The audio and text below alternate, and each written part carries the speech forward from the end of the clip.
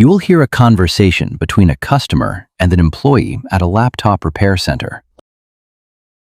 Good morning, Digital Care Center. How may I help you today? Hi, I'm calling because my laptop stopped working properly last night, and I'd really like to get it repaired as soon as possible. Oh, I'm sorry to hear that. Don't worry, we'll do our best to help. Let me open a repair form on the system first. Could I take your full name, please? Sure, it's Ryan Walker. That's Walker. Thank you, Ryan. And can I have a contact number in case our technicians need to update you?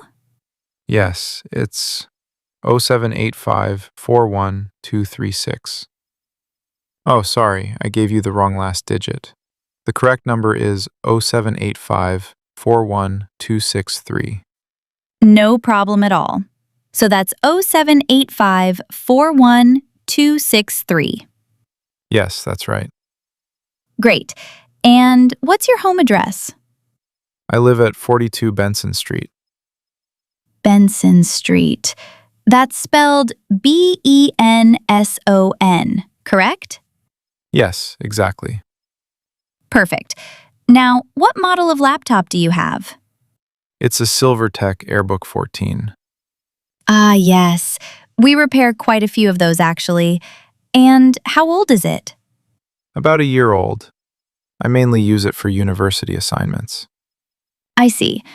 And what exactly seems to be the issue? Well, the screen keeps flickering, and after a few minutes, the laptop suddenly shuts down by itself. That definitely sounds serious. Did anything happen to it recently? Maybe a fall or some liquid damage? Yeah, unfortunately, I knocked it off my desk 2 days ago. Ah, that could explain it. Is there any visible damage on the outside? There's a small crack near one corner, but apart from that, it looks okay. All right. We'll carry out a full diagnostic test first. There's usually a standard inspection charge of £35 before we begin any repairs. Okay, that actually sounds reasonable. And if we need to replace any parts, we'll contact you before doing anything further. Great, I appreciate that. How long do repairs usually take? For this kind of issue, probably around 3 to 4 working days. Oh, that's much faster than I expected. We try our best. Most people can't survive long without their laptops these days. That's definitely true. I've got assignments due next week, so I'm a bit stressed. I completely understand. When you come in, please bring a student ID or another form of identification with you. Sure, no problem. And where exactly is your repair center? We're located opposite the central train station, right beside the large pharmacy. Oh yes, I know the place. It's close to the main bus stop too, isn't it? Yes, exactly. Perfect. I'll bring the laptop in later this afternoon then. Wonderful. We'll be open until 7 p.m. today. Great, thanks very much for your help. You're very welcome. We'll see you later today.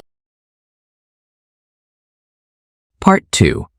You will hear a nature reserve manager giving a talk to a group of visitors. Good morning, everyone, and welcome to Green Valley Nature Reserve. My name is Daniel, and I'm the senior ranger here. It's fantastic to see so many visitors ready to enjoy the fresh air and beautiful scenery today. Before you begin exploring, I'd like to share a few important updates and safety tips to help you make the most of your visit. First of all, I want to say a huge thank you to our amazing volunteers. They've worked extremely hard over the past few days. Normally, they spend most of their time collecting litter around the lake and picnic spots. However, this week they've been focusing on repainting the wooden fences along the reserve boundary. Thankfully, the walking bridges were repaired earlier this month, so those are now completely safe to use. Now, let's talk about what you should wear today. Although the weather is sunny and pleasant this morning, the ground is still very wet after last night's heavy rain. Thick jackets won't really be necessary because temperatures are expected to rise this afternoon. Instead, I strongly recommend wearing strong walking shoes or boots, as some paths are slippery and covered in mud. You also won't need umbrellas at the moment, since the forecast looks clear for the next few hours. When visiting the bird observation areas, please remember our updated rules. Taking photographs is absolutely allowed, and you may keep your phones with you as long as they are switched to silent mode. However, eating inside the hides is now strictly forbidden. Unfortunately, leftover food has recently been attracting small animals, which disturbs the birds we are trying to protect. For those joining today's guided walk, let me explain the schedule. In the past, we offered a shorter 45-minute tour, but many visitors said it ended too quickly. We also tested a longer 90-minute adventure trail, though younger children found it exhausting. So today's standard guided tour has been designed to last exactly 1 hour, giving everyone enough time to enjoy the reserve comfortably. Before you head off, you may wish to borrow some equipment from the visitor desk. We rent binoculars for a small fee if you'd like a closer look at the wildlife. Walking sticks are available completely free of charge, especially useful on muddy paths. Sadly, we don't currently have spare raincoats available for visitors. All right then, let's quickly look at the map together so you know where everything is located. Right now, we are standing beside the visitor center, which is at the bottom of your map. If you walk straight ahead along the main pathway, look to your right just before you reach the crossroads.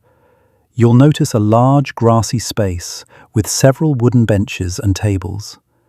That's the picnic area, where visitors usually stop for lunch or a short break. Now, on the opposite side of the path, also before the crossroads, you'll see a covered shelter with bicycle racks outside. That is our bicycle parking area. Please leave all bicycles there, as bikes are not permitted on the forest trails. Just a little further along the same side, before the crossroads, there's a small wooden building marked with a green medical sign. That's our first aid center. If anyone gets injured or feels unwell during the visit, please go there immediately. Once you arrive at the crossroads, take the path leading to the right-hand side. Continue walking until you reach the edge of the lake. At the very end of that trail, you'll find the lakeside hide, which offers an incredible view across the water. It's one of the best places in the reserve for birdwatching. Finally, if you return to the crossroads and take the left-hand path instead, continue through the wooded area and across the small wooden bridge. At the very end of this trail, hidden among the trees, you'll discover the woodland hide. It's peaceful, quiet, and perfect for spotting wildlife in a natural setting. All right, everyone, that's everything from me. Please enjoy your visit, stay safe on the trails, and feel free to ask if you have any questions before we begin. Part 3. You will hear 2 university students, Maya and Declan, discussing their sociology research project. We seriously need to make a final decision today, Declan. Our supervisor keeps asking for the completed proposal. I know. I spent most of last night reviewing our options, and honestly, I think we should move away from studying urban neighborhoods. Really? You were the one pushing for city communities before. True, but the more research I did, the more I realized rural communities would give us something original. There is already too much material on cities. I understand your point, but rural areas could be difficult. We do not know anyone there, and collecting reliable data might become a nightmare. It will definitely take more effort, but that is exactly why it is valuable. I checked the university database this morning, and there is barely any recent research on small villages. We could contribute something genuinely useful. That actually sounds exciting. A fresh topic would help us stand out. All right, rural communities it is. So, are we still using the village you mentioned earlier? Unfortunately, no. I liked it because the population size matched our sampling requirements perfectly. Was transportation the issue? It looked pretty far away. Travel was manageable. The real issue was permission. The local council refused to let students conduct interviews in public areas. Without access, the project would fall apart. Oh no, that is really unlucky. Okay then, we need another plan. How are we going to distribute our surveys? We could send questionnaires through the mail. Too expensive. Printing hundreds of copies plus postage would destroy our budget, and most people probably would not even reply. Fair point. Maybe we could share a digital survey link through local community groups online? That might work in cities, but many of these villages have older populations. A lot of residents barely use social media. So, what do you suggest? Community centers. We leave printed surveys there, and staff members can hand them out directly to visitors. People are more likely to complete them face-to-face. That is actually a really smart solution. We would probably get a much better response rate, too. Exactly. So, what should we focus on this afternoon? Well, we already met the supervisor yesterday, so there is no point emailing him again. Right. And it is too early to start writing interview questions before we understand the theory properly. Then let us spend today reviewing previous dissertation papers. We can compare methodologies and see which approaches worked best. Perfect. Also, I think we should narrow the project down to 6 villages and investigate a different social issue in each one. Good structure. Let us start with Oak Haven. Oak Haven used to be full of young families, but the town has changed dramatically over the past decade. Yes, I saw that. Teenagers are leaving because there are almost no recreational activities anymore. Exactly. There are no sports facilities, no youth clubs, not even safe public spaces for teenagers.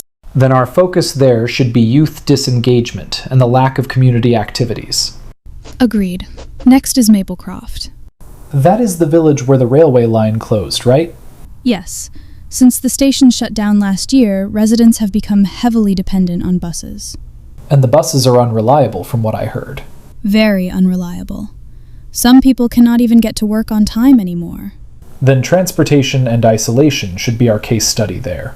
Great. Now, Pinebridge. Oh yes, I heard unemployment there is terrible. Actually, it is the opposite. Employment levels are strong, and several new businesses have opened recently. Really? Then what is the problem? Internet infrastructure. Broadband speeds are so poor that companies are threatening to relocate. That is fascinating. A modern business community struggling because of technology limitations. Exactly. It is a very current issue. All right, next is Ashbourne. Ashbourne has a huge retired population, which creates a completely different challenge. Healthcare access? Yes. Their local medical clinic closed recently, so elderly residents now have to travel long distances for treatment. That must be incredibly difficult for people who cannot drive. It is. We definitely need to explore that issue. Okay, number 5, Willow Creek. That village is actually growing quite quickly. Then why is it on our problem list? Housing shortages. A major housing development was canceled unexpectedly. So young families cannot afford to move there anymore? Exactly. Property prices have frozen the market. Good. Housing affordability becomes our focus there. And finally, Cedar Grove. That place used to have such a lively town center. Small shops everywhere. Not anymore. Since a huge supermarket opened outside town, most independent stores have gone bankrupt. That is happening in so many small communities now. Yes, which makes it a strong final case study. Perfect. 6 villages, 6 major social issues. I think we finally have a solid project plan. Part 4. You will hear a lecturer giving a talk about underwater archaeology and the preservation of ancient shipwrecks. Good afternoon, everyone. In today's lecture, we are going to explore the fascinating world of underwater archaeology, with a particular focus on the preservation of ancient shipwrecks. Most people imagine archaeology as something that only happens on dry land, perhaps involving desert ruins or buried cities. However, beneath the oceans, seas, and rivers of the world lies an enormous historical archive that has remained hidden for centuries. These submerged sites contain remarkably well-preserved evidence of ancient civilizations, trading networks, naval warfare, and everyday human life. In many cases, shipwrecks provide information that simply cannot be found in written historical records. To begin with, let us consider why shipwrecks are of such extraordinary value to historians and archaeologists. A ship is essentially a floating time capsule. When a vessel sinks unexpectedly, its cargo, tools, personal belongings, and structural materials are often preserved together exactly as they were at the moment of disaster. This gives researchers a unique snapshot of a specific historical period. For example, excavations of Roman merchant ships discovered in the Mediterranean Sea revealed not only trade goods such as olive oil and ceramics, but also evidence about ancient diet, navigation techniques, and economic systems. Likewise, the excavation of Viking vessels has transformed our understanding of early Scandinavian exploration and shipbuilding technology. Now, although underwater sites can preserve objects exceptionally well, they are also incredibly fragile environments. Many people assume that objects lying underwater for centuries are already destroyed beyond recovery, but this is not entirely true. In fact, deep underwater conditions often protect artifacts from oxygen, sunlight, and human interference. Wooden structures that would normally decay within decades on land may survive for hundreds of years beneath layers of sediment. However, the moment these materials are brought to the surface, they can begin deteriorating almost immediately. Ancient wood, for instance, absorbs large quantities of water over time. Once exposed to air, the moisture evaporates rapidly, causing the structure to crack, shrink, or completely collapse, unless special conservation methods are applied. This brings us to one of the greatest challenges in underwater archaeology: preservation after recovery. Archaeologists cannot simply remove artifacts from the seabed and place them in a museum display case. Every recovered object must undergo a lengthy stabilization process. Metal items are especially problematic because centuries of exposure to salt water create thick layers of corrosion. If these salts remain trapped inside the object, chemical reactions continue even after excavation, eventually destroying the artifact from within. To prevent this, conservators often immerse recovered metals in chemical baths for months or even years. These treatments gradually remove harmful salts and stabilize the material for long-term storage. Let's now examine how modern technology has completely transformed underwater exploration. In the past, divers could only remain underwater for limited periods and were restricted by poor visibility and dangerous conditions.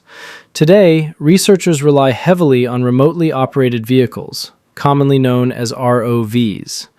These robotic machines are equipped with cameras, lighting systems, sonar scanners, and mechanical arms capable of retrieving delicate objects from extreme depths.